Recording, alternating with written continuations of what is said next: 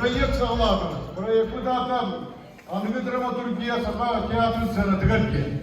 Уже hütbetçi piyesini verdi sana. Ana piyesi. Anıgı.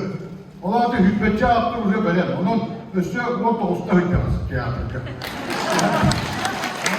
Onlara konuda hütbetçi. Haftar rolunu aktarken Alexander Nikolaevich bir de aktar kaça askerleri bu piyesini uğrayan ben haber olsam birinci soğanlığa hasta ki. Hani tarihte onu her yer küp olur. Haftar